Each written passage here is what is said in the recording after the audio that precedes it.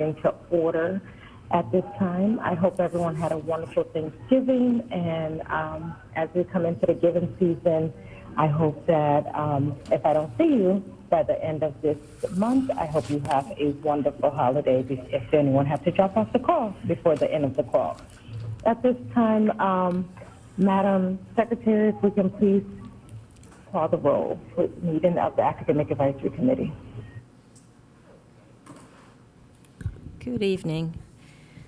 Okay, we have Nate Collins, School Board District 4 member. Here. Reginald Durandis, Agidi Axion.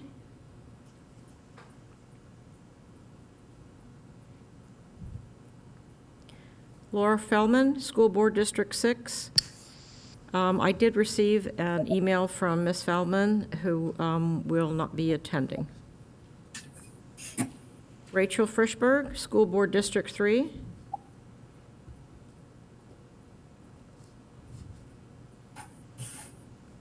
Randy Gabriel, ESC Advisory Council.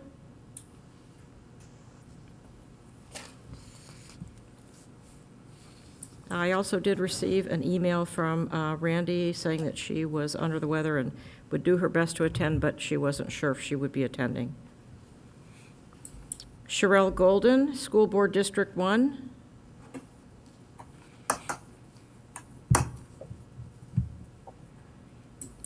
Latoria Hilliard, Coalition for Black Student Achievement. Present. Gabriela Mendez, Hispanic Education Coalition. Present online. Eugenia Millender, School Board District 7.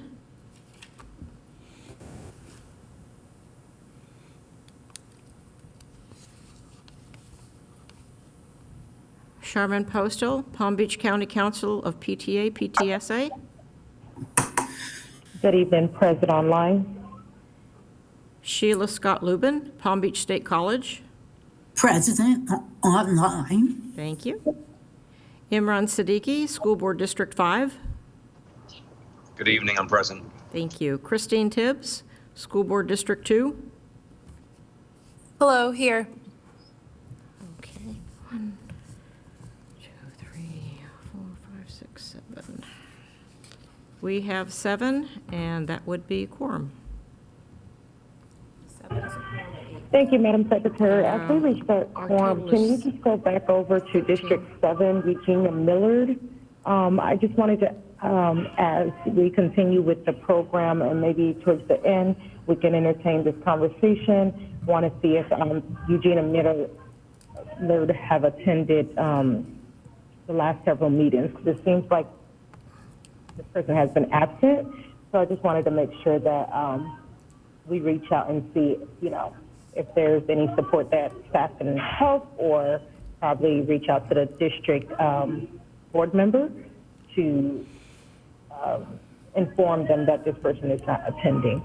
So at this time, I am going to ask anyone who is currently online that has not been identified by staff to identify yourself if you are online. So if you are a public commenter or anyone that is online that has not been identified by staff, at this time, the floor is yours.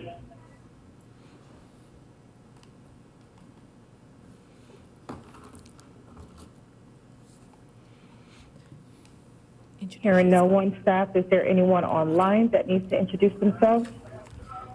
Madam Chair, I don't see any guests online, but we do have a guest that's joining us. In the room. Yes, we do have a guest that is joining us from the public here in the room. I will have her to open her mic and introduce herself.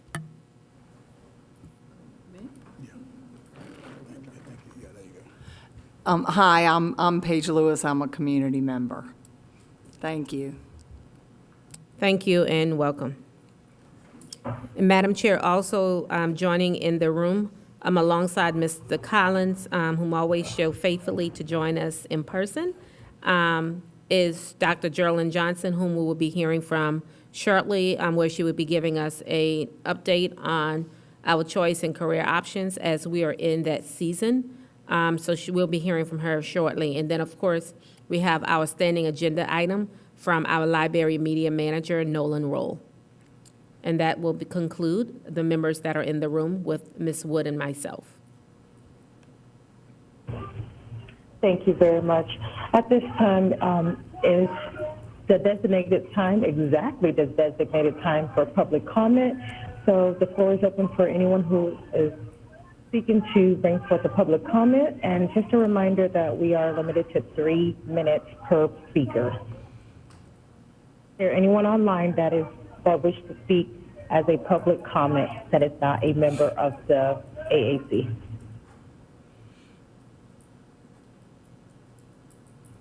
Hearing none, is there anyone in the room that wishes to speak as a public commenter in the room?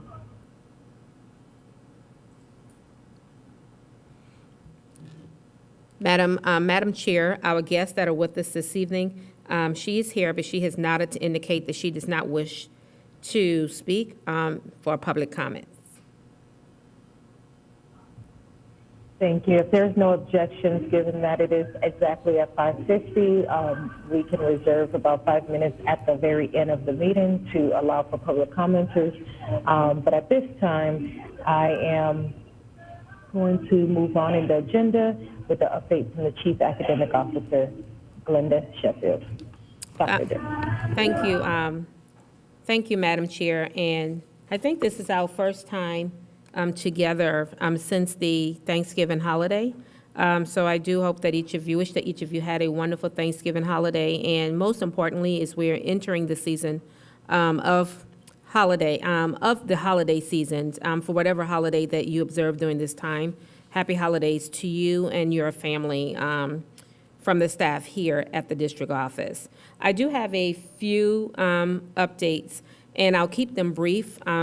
And hopefully tonight, I think tonight we will probably be able to end a little earlier as everyone is gearing up for a few things. We also have the Superintendent Black Excellence meeting that's taking place next door in Thurber A and B. So I may have an opportunity to join them there. But however, for my updates, I'll just start, to this afternoon, we did have, and you probably have already seen through the media release, that the baseline student performance, school grades, district grades, baseline from last year, because we know that we are in a new assessment. Those baseline data, the baseline data did come out this afternoon from the Department of Ed. We are still here at the district. We're still digging deep, looking at, the reports that have been provided to us. I have, been in meetings pretty much since it has been out, meetings that were already scheduled. So I do not have much information to share with you, but I'm sure you will be hearing more coming as it pertains to the baseline data with our new FAST assessment. And of course, last year was a no harmless year because we were transitioning to a new assessment, new standards, so forth.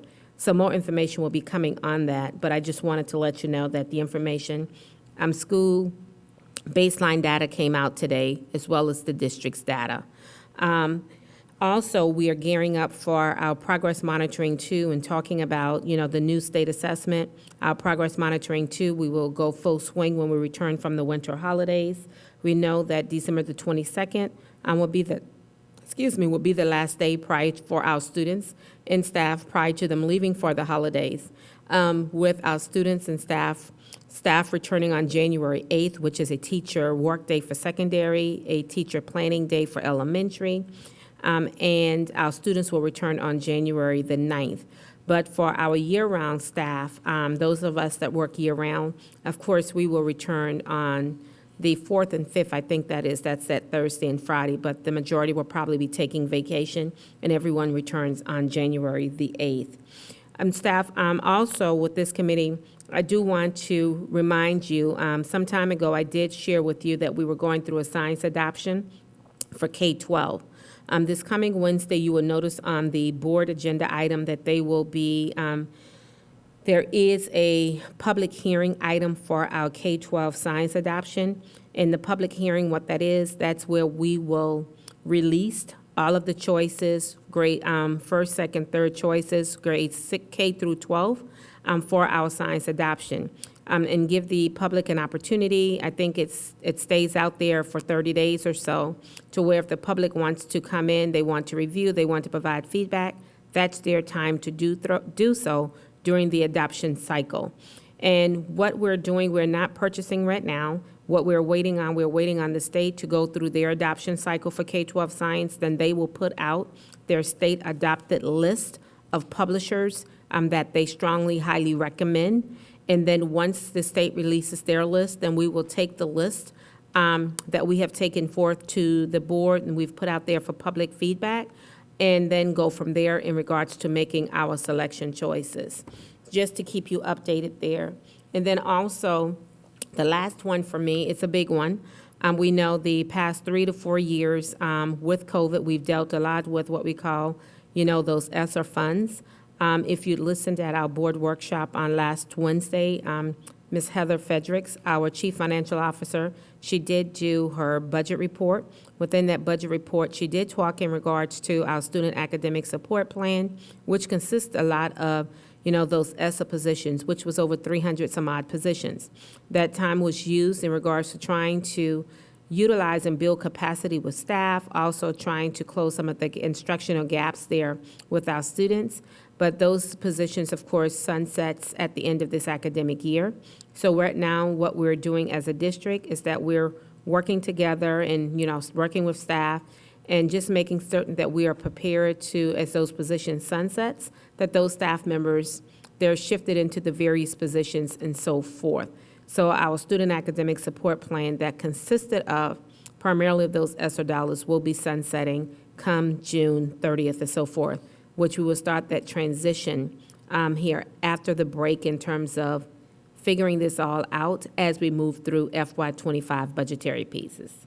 So, Madam Chair, I will keep my comments very light this evening. We'll have, of course, a lot more to talk about when we return in January, as the academic team, our assessment team, would have dug a little deeper in regards to progress monitoring too, as well as, school accountability, the baseline data, and so forth. And I think we could do more of that, have more of those conversations in January. So that will do it for me. Thank you, Dr. Sheffield. And if I heard you correctly, the school board meeting is December 13th? The school board meeting is this coming Wednesday. This coming Wednesday, okay. And I think why that is the have it on 13th. third Wednesday. I think it is the 13th. Yeah, I'm not sure why I have it on my calendar for the 20th. In any case, I'll make sure that I update that. In any case, there was something that you stated. I just want to make sure I captured it for the board report as it relates to the Department of Education releasing the baseline data. Was that baseline data from PM2? No, the baseline data is actually it's our school, it's your school grades, what you're used to receiving, and it's from last year's testing. And last year was our first year with the FAST, and what they said they would have held last year as a whole harmless year. So they're giving us baseline data, so from last year for the baseline, and then we will take what we do this year, which is not a whole harmless year, and compare those 2 years. So even though it's not last year was a whole harmless year, they still released in terms of what it would have been, right? Right. So that's the data that has come in, but we're taking, again, it came in this afternoon, and staff is still looking and going through the data. Okay, thank you so much.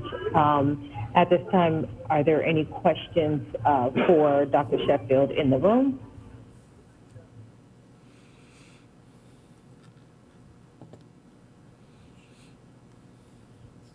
Hearing none, are there any questions for Dr. Sheffield online?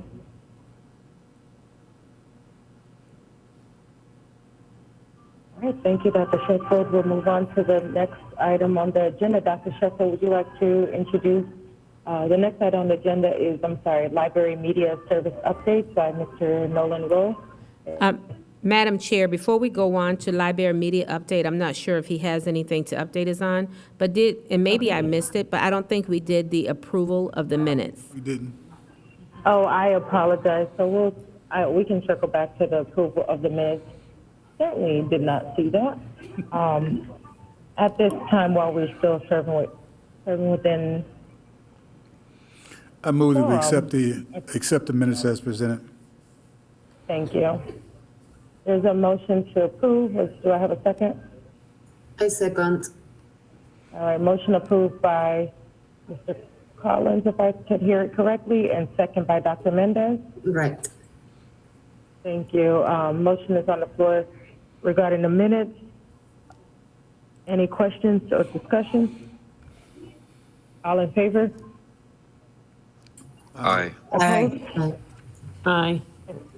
Any opposed? Motion carries. All right, library media service update. Mr. Nolan Rowe, do you have any updates for us at this time? Good afternoon. At this time, I do not have any updates other than to say thank you guys for the feedback that we are collecting, and happy holidays to you all. Thank you, and a very happy holidays to you as well. Choice and career options updates. Dr. Sheffield, did you want to introduce the speakers for this evening? I do see and recognize Dr. Geraldine Johnson as we discuss FY25 application status, programming, and partnerships.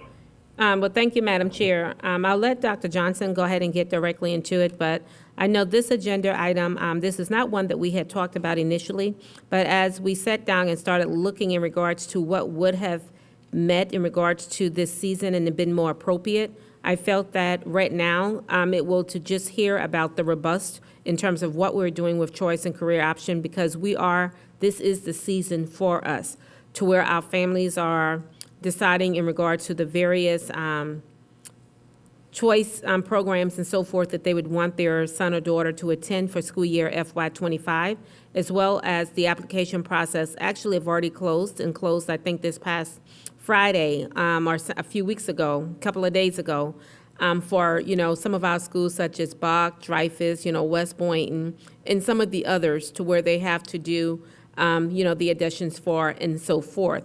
So we already have some pieces in place to where the application window has closed. However, the big bulk of our application window for this season of our choice programs closes sometime at the end of January.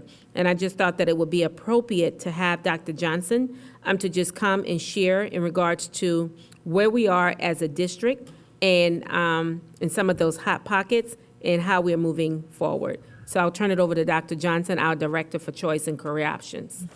Good afternoon, everyone. Thank you, Dr. Sheffield. As Dr. Sheffield has just shared with us, we are in the heat of our choice season. I'm going to see if I can play this little video. If it doesn't work, we'll move on from it. I hope you can hear this. I'm Brandon Urick, Wellington High School class 2016, Fire Science Academy. The Fire Science Academy at Wellington is a very unique program because it teaches students how to be a member of their community and how to go right into serving your community straight out of high school. Once I got into the academy, I kind of learned the ins and outs of why firefighters do what they do, and it helped me fall more in love with the job every week. Every day there's something that I use that I learned from the Fire Science Academy that I apply to what I do in my life. My teacher at the time, Mr. Marshall, used to say, if you forget something, it means it wasn't important enough to remember. And ever since then, I've made sure to remember just about everything that I need to. I've been with Palm Beach County Fire Rescue now for 6 years. I'm a firefighter paramedic on Ladder 47, west of William Beach. I came out of school already certified in something and able to go right into a trade that didn't leave me wondering. It was great. The school district of Palm Beach County was my best choice.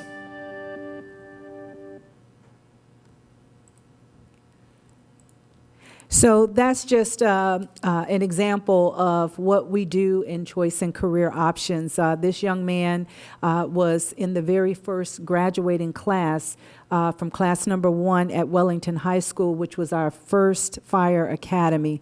So one of the things that we're working on right now is a series of testimonials where we're looking for students who have gone through our academies and are out in our communities now working in the same field as their academy. So there is another video that's floating around. You may have seen it on WPTV with some other students, from restaurant owners to police officers to teachers, of students who have gone through our programs.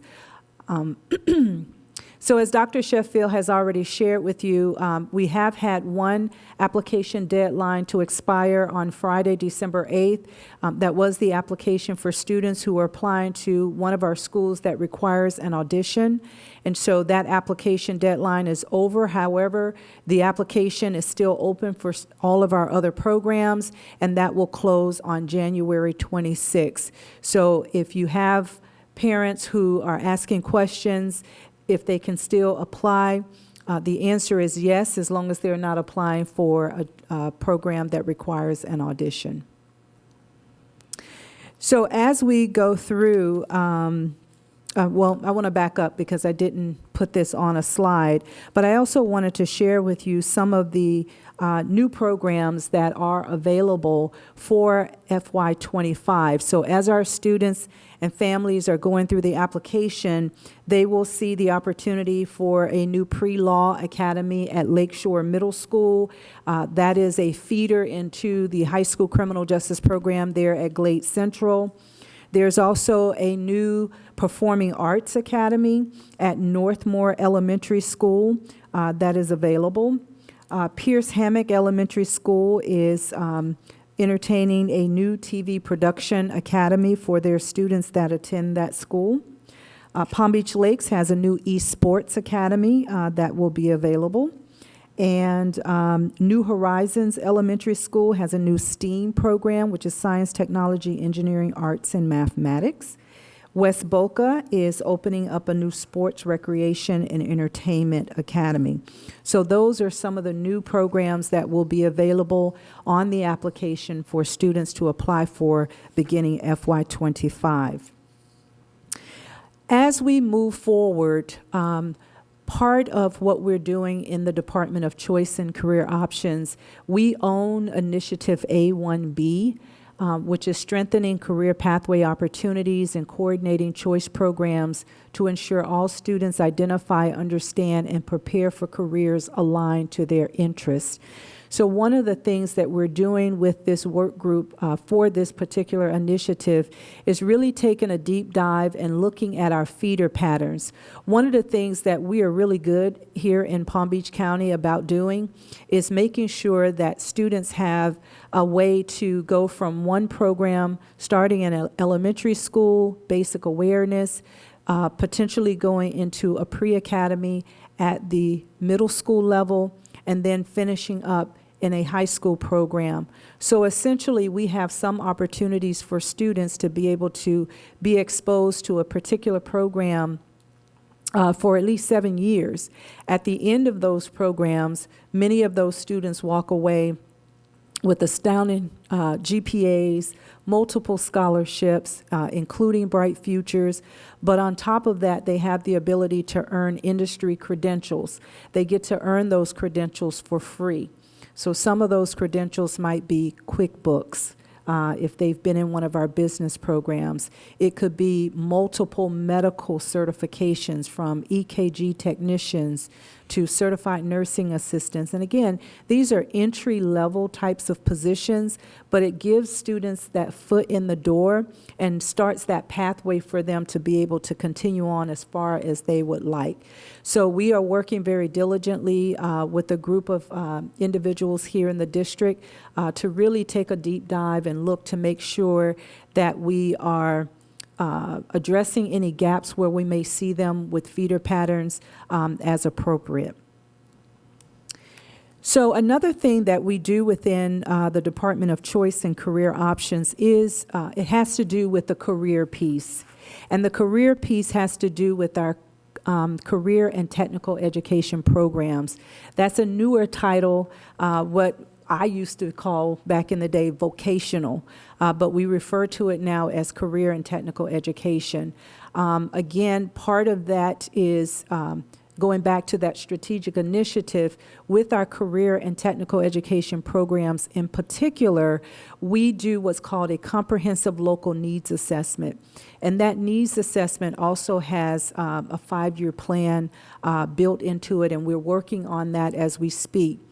But when we look at how do we select career and technical education programs, Obviously, we want to offer things that are of interest to students. But more importantly, we want to make sure that what we are offering in terms of career and technical education is aligned with not only our state, but more importantly, our local labor market. We don't want to train students for careers that the labor market doesn't look so good. And the labor market is kind of funny acting. You know, one day it could be high in one area and then it can switch in 2 or 3 years. But we really do intentionally look at our labor market data to make sure that we are in line with what our local career source is saying is in need in terms of employment. We're always meeting with our local business development board, the chambers of commerce. We're partnering with Palm Beach State to make sure that what we offer at the K-12 level, we can allow students to transition very smoothly into a comparable program at the college and continue on through an associate's, a bachelor, and so forth. So that's really how we look at program selection. We do give principals an opportunity every spring to submit recommendations, and then those recommendations go through a vetting process through leadership all the way up through a full program proposal committee. But we are looking at how we can expand career and technical education, not only at the K-12 level, and looking at some of those in-demand pathways such as cybersecurity, artificial intelligence, even continuing to look at how we can expand in the trades. We kind of, at the secondary level, kind of took a little step back when we closed our career centers years and years ago, but we do have some very viable trade and industry programs at the secondary level, but we're looking to see how we can expand those, and in particularly how we can expand those through post-secondary within the district. And so you may have heard some talks about adult education, bringing back North Tech, Delray Full Service, Roosevelt Full Service, and West Tech in terms of offering career programs for adult students. So for many of our students who might graduate, they may not have a clue what they really want to do. And so through our adult education program, we're expanding the opportunity for students, in some cases free through scholarships, to take advantage of some apprenticeships and pre-apprenticeship programs through our own adult education to prepare them for viable careers. Another thing that we're looking at expanding a bit is career dual enrollment. And we're familiar with regular dual enrollment where kids will typically take like college algebra, they may take English composition and some of those gen eds, but we're also looking at how we can allow our students to take advantage of some of the career programs that are offered at Palm Beach State that may not necessarily be offered through our adult ed. So we did a pilot last year for students to do welding, so we're looking to expand on that as well, and we have a very close committee with Palm Beach State that's working on some of that now and looking at some other areas such as manufacturing, machining, and those kinds of things. One of the backbones of our career and technical education programs is the ability for our students to take what they're learning in the classroom and compete and assume leadership positions, and that's through our career student technical organizations. You may have heard of FBLA or DECA or HOSA, and these organizations allow our students to really show through competitions, through leadership roles, what they are learning in the classroom and be able to compete not only locally but regionally, statewide. And we've been very fortunate here in Palm Beach County that we've had students to win competitions at the national level. In fact, Palm Beach County has had the largest FBLA and DECA chapters in the country for many, many years. And then finally, I wanted to talk a little bit about articulation agreements, because this allows our students who do participate in our career and technical education programs to easily transition into a comparable program at Palm Beach State. And so it allows them to save money and time, because they do not have to repeat some of the same information they've already learned in their high school program. So for instance, if you've been a student in criminal justice and you've done all 4 years, you meet the GPA requirement, you transition into one of the criminal justice academies at Palm Beach State, you can earn up to 9 college credits, because 3 of those courses, the content has been equivalent to what the students have learned during high school. So you heard the young man on the video that I just played, and he talked about how he was able to be completed with 1 year of the fire academy at Palm Beach State upon graduating from high school. So that's what the articulation agreements do. And so we really work very closely with Palm Beach State, and then in turn, Palm Beach State works with some other universities to allow students to even transition further once they've completed and exhausted the opportunities at Palm Beach State. And so that's just a little bit of an update, and I'll entertain any questions that you guys may have. At this time, starting in the room, are there any questions in the room for Dr. Johnson? I have one. Can you explain to me what the esports program is at Palm Beach Lakes? Yeah, so esports, normally when people hear esports, they think of gaming.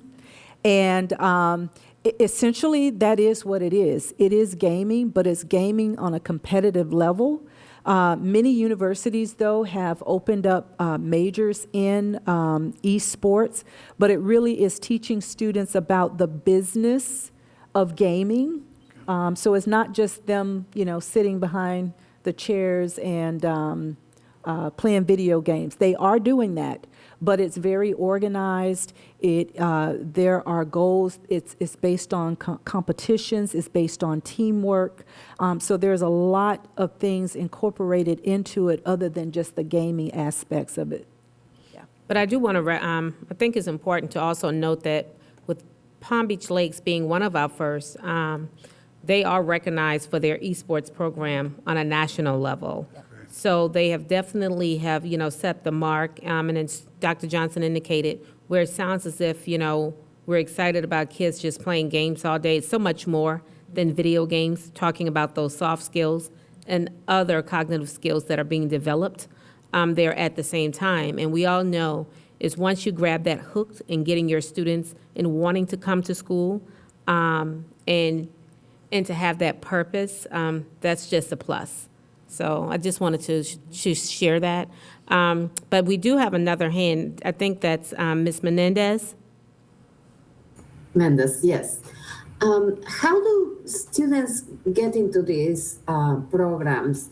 Is there an, like when students want to be in a choice program, or when there is a process, right? And when students want to be in a gifted program, there is another process. They have to take the test, and then when the students want to go to an accelerated or to a dual enrollment class with, with colleges, they have other processes, but they also have to be recommended by their teachers or their guidance, the counselors. So how does it work with these programs? Okay, great question.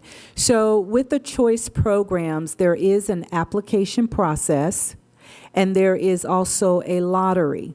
So for programs that students apply for, if there are more applicants than there are seats available for that program at a particular school, a lottery is conducted and students are selected randomly. For some programs, There may be an eligibility criteria, such as a GPA, in order for the students to be eligible to go through the lottery. So for instance, the audition schools that we talked about earlier, that is the eligibility for them to be considered to go into the lottery, to be considered to be selected. So they go. But I wondering about these specific kind of vocational choices that programs that you were mentioning. Yeah, The students just apply? It's the same application. Okay. So it's mypbchoiceapp.com, and parents can go to that application, and they can complete the application. Sometime in March, we run the lottery, and then the results go out at the beginning of April. And then Ms. Menendez, and right now, as we, started this off in November, and this is, I think back in October where we had our kickoff there, was showcasing all of our schools at the South Florida Fairgrounds.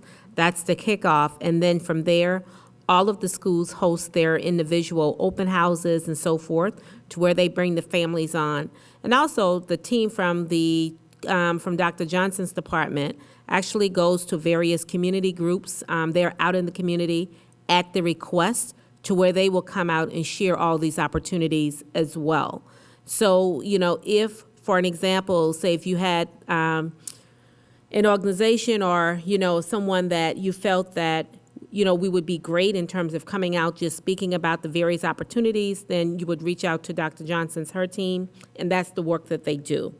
So we don't just leave it up to the schools. We also go out to the communities, members of her team, per se. Thank you. There, another hand is Ms. Amran. You're recognized. Yeah, I think that's Siddiqui. Hi, good evening. Thank you. Really exciting to hear the program. So I wanted to similarly ask for more details around the program at West Boca, the sports program. Could you elaborate there, please? Sure. So the sports marketing program it's more of a business program. So it is teaching students how to market and the business side of the sports world. So anything from, setting up golf tournaments to marketing a team. There is an opportunity, though, for students in that program to earn a personal training industry certification. There's some coursework that's incorporated in there, some medical coursework that's incorporated that would allow the students to earn a personal trainer certification. But the program really is about marketing and setting up sports-related types of events and activities. It's a marketing program. Thank you so much. You're welcome. Thank you, Dr. Johnson. And I am going to, Madam Chair, if I can, I am going to ask Dr. Johnson, because there is one that she just reluctantly did not mention. And it's definitely a great partnership. And I'm so excited because we always talking about the teacher shortage here at a national level. And, we said that we know that there's a teacher shortage. Colleges, universities, many are closing their colleges of education. They're not graduating, into the profession at a rate of speed in which we have done years previously. So what we have done is that we've really worked very closely there with Palm Beach State and FAU, to where we have a Grow Your Own initiative for our students, in creating our own pipeline of students that are leaving, that are in our system, where they would go on over to Palm Beach State. They will complete that, complete the track there from Palm Beach State. They will then go over to FAU. They graduate, they meet all of the credentials. Then those students come back here and they're teachers, right? So Dr. Johnson, I do want you, and I know Sheila is on, but I do want to highlight and just talk about the work, particularly the Grow Your Own program that we have here with Palm Beach State and FAU. Yeah, so the Grow Your Own is a dual enrollment related initiative that allows our students who are interested in becoming teachers, many of our students who might already be in an early childhood education academy, but it's not limited to those students. It could be any student. We have some students that are members of our FFEA clubs, which is a future educators club throughout all of our, actually elementary, middle, and high schools. And so even those students might be interested in becoming a teacher one day. I mean, they may be interested in dance and they're at Dreyfus today, but later on they may want to become a dance teacher. And so this initiative has about 36 dual enrollment college credits embedded within it. So students have the ability to earn that many credits, but they also can earn college credits through ACE courses and AP courses at the same time. But the goal is to have students take accelerated coursework while they're in high school, give them experiences along the lines of what it's like to be a teacher, and basically transition them from high school into Palm Beach State for about another year. There is an initiative and scholarship at Palm Beach State called Finish for Free. So if the students have the right grades, they literally can leave high school and finish up that last year at Palm Beach State for free. And then they would transition from Palm Beach State, once they earn that associate's degree, into the College of Ed at FAU.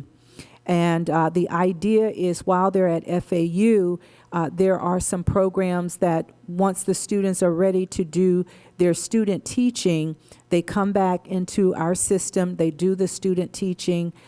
We give our high school students who have been a part of FFEA or our early childhood academies, we give them a teacher contract when they graduate from high school, that once they complete their degree at FAU, they come back, they exchange that certificate, and they have a job with us. So that's how we're trying to grow our own, if you will.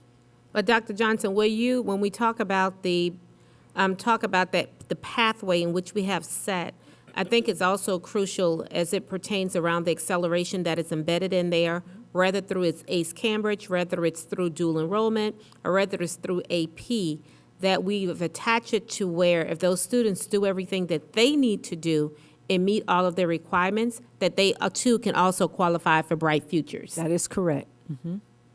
So there's a lot of scholarship opportunity to the point where students could literally go through college and get a degree and become a teacher for free. Yes, sir. Does that program still exist at Palm Beach Lakes? So the original Teacher Academy does not. The Early Childhood Academy does, but this particular initiative really is kind of like what was happening with the Teacher Academy at Palm Beach Lakes. It's just kind of taking it full scale, if you will. Madam Chair, you have a hand. Ms. Menendez?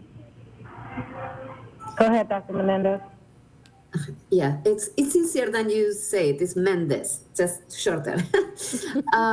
So I love this program, and we do need more teachers, and we need more Hispanic teachers too. So I would like to help promote this initiative, but I like more information about it.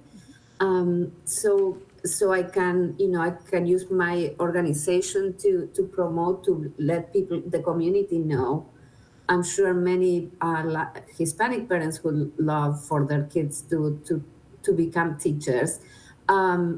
So how can I find information, or can anyone email me information? I'm going to give, I was just getting ready to ask you if it's okay for me to give Dr. Johnson. Diane from my office will give Dr. Johnson all of your contact information, and she will email you, and then you all will have the direct thread. That would be great. Thank you so much. Okay, no, thank you. That's great. I actually did not have a question. I wanted to share. Well, actually, I do have a question. Don Esther, my son, and I don't know if this is a choice program or if this just happens to be, well, Don Esther, of course, is a choice program, right? Yes. But he just 6th grade, and he got his certification in ICT gaming essentials. And my daughter, she got it on internet business, network tech, and site development. She was in 8th grade, and I just saw how wonderful that is as a 6th grader being certified as an ICT Gaming Essentials. You know, how quickly he can move on by the time he gets to 7th grade, another certification, 8th grade, another certification. Does it work like that, or is it just, hey, once you're in middle school, you get one shot of a certification? How does that process work? So at the middle school level, the number of certifications are a little bit limited in terms of how many, but the idea is to get that student started on a pathway, and if they want to continue on in high school, and let's just say for conversation, your child decides, hey, I'm going to go to West Boca and I want to be in the Computer Science Academy there. There are more opportunities for more knowledge to be gained. And along the way, as the students are taking those courses, there are industry certifications embedded.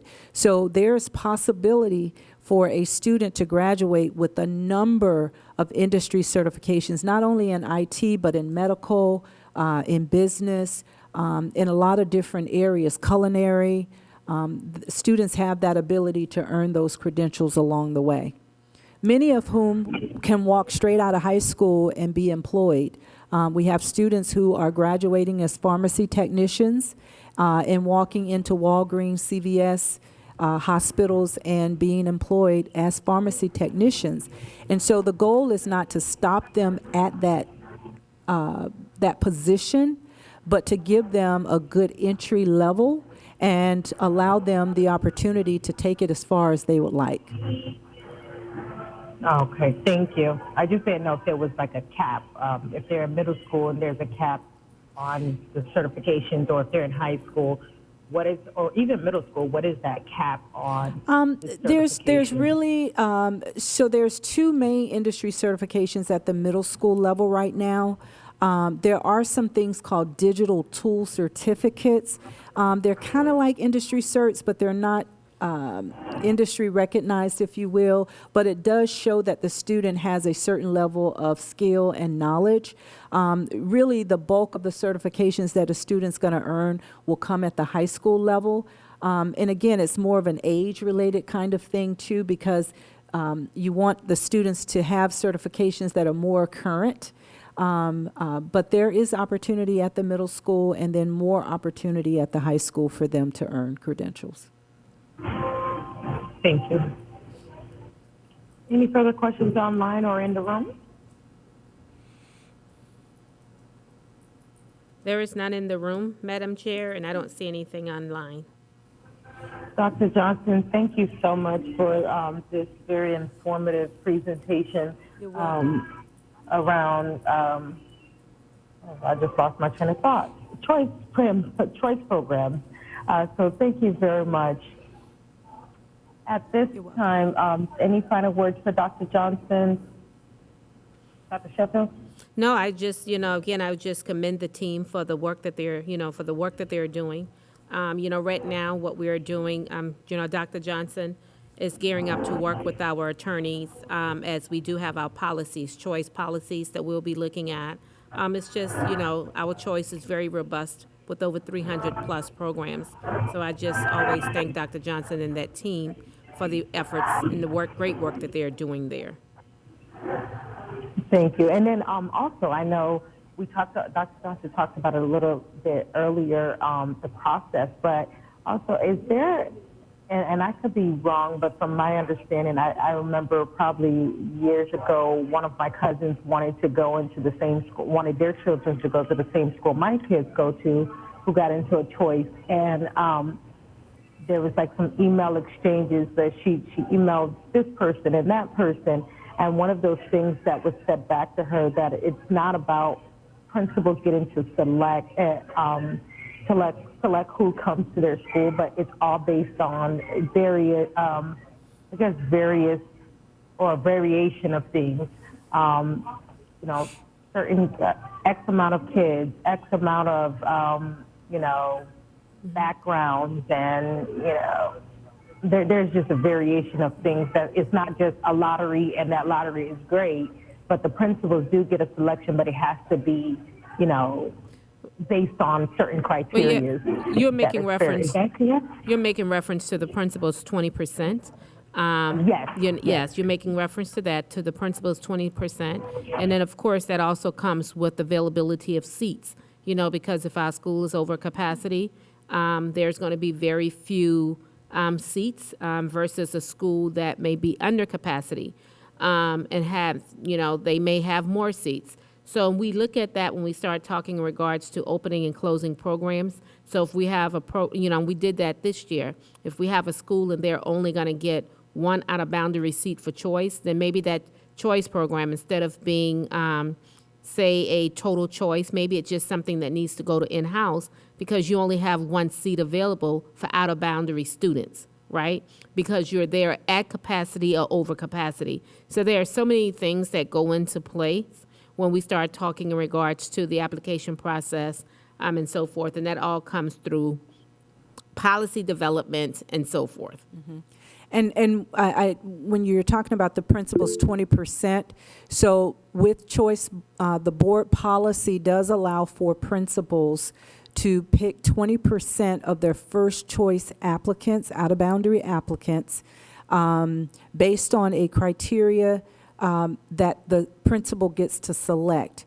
And so that is not necessarily a part of the lottery per se, but the principals do have that leverage. Some principals choose not to exercise that. We have some principals who say, you know what, just let everybody go through the lottery. But you do have some principals that will exercise that 20%.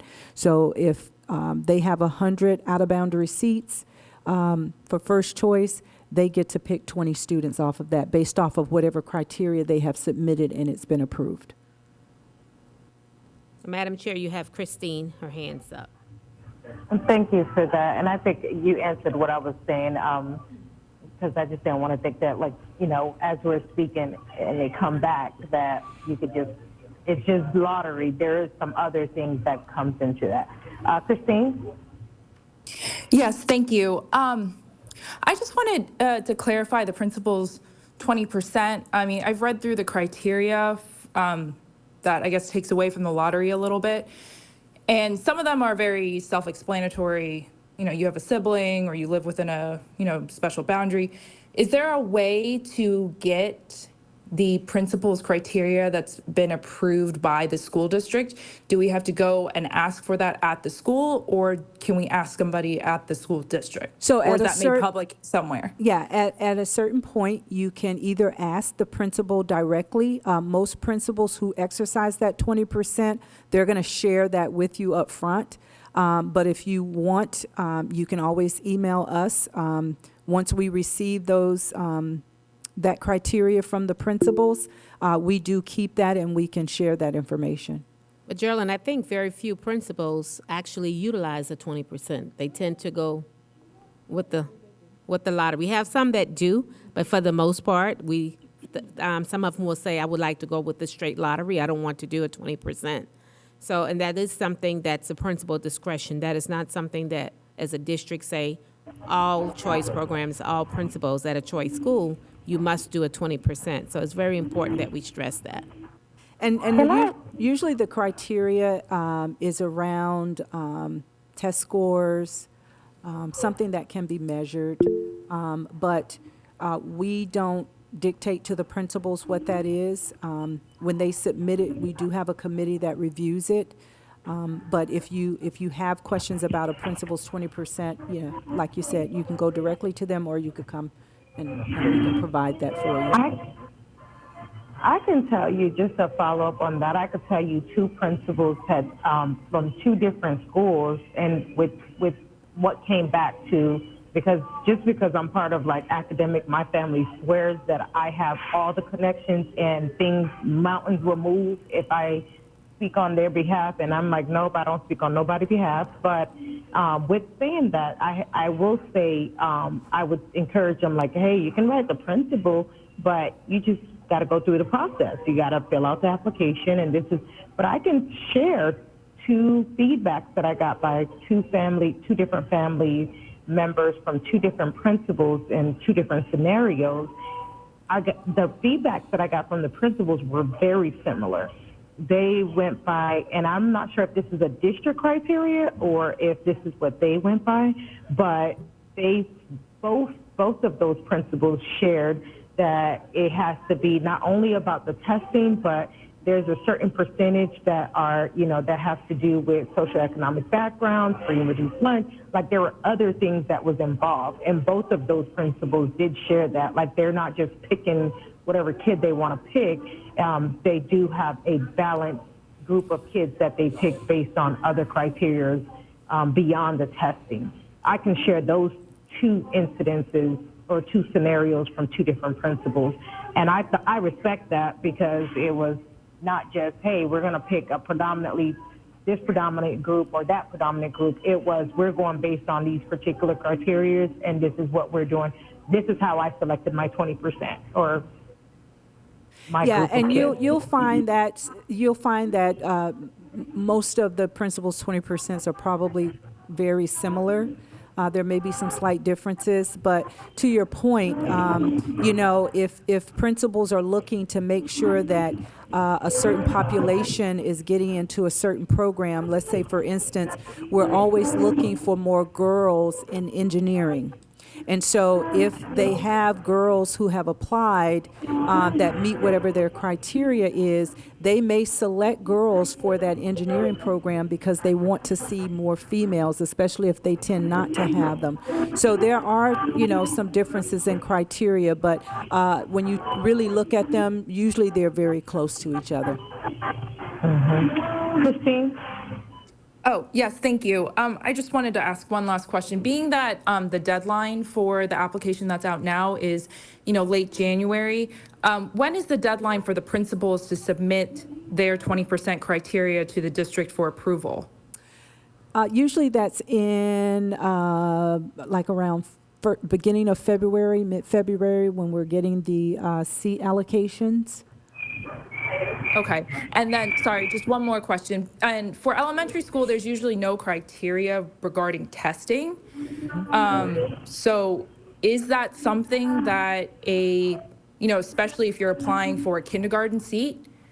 So how does that work into criteria that's being approved by the district if testing isn't something that is, it's in the pamphlet that, there's no criteria for elementary school? Right. So in other words, a student that applies at the elementary level, if there is no eligibility criteria, as long as that student meets residency, so that is also an eligibility that you have to be a Palm Beach County resident at the time of application, because some people will apply and then we kind of find out later they're really not a resident, but those names will go straight into the lottery and will be selected through a random selection. No, I just meant that if the teacher has like a testing criteria you mentioned, but specifically for elementary school, there's no like eligibility criteria. No. So off the top of your head, if you remember from this previous application season, aside from what Charmaine mentioned of, socioeconomic, free and reduced lunch, or what other types of criteria would have been previously approved for a for elementary schools principals 20%? Off the top of my head, I really can't think of anything, but those are typically the types of criteria. If a principal is going to exercise their 20%, those are usually the kinds of things that they're going to look at. FSA scores or FAST scores, whatever it's called now. Those types of scores. Also looking at, again, it could be a program that typically you have maybe more boys in the program. And so you want to try to get more girls into it, or vice versa. We call that non-traditional. But those are pretty typical what the criteria is. But that information is available. If you have a particular school, we can even tell you what the criteria was this past year. It could change for this coming year, but if you're curious about a particular school, we can tell you that if the school exercised the 20%. Okay, thank you so much. I mean, my daughter goes to an elementary school here. I'm trying to combat some, I guess, misinformation with the parents. So I'll be reaching out to, see if I can help them specifically. Thank you.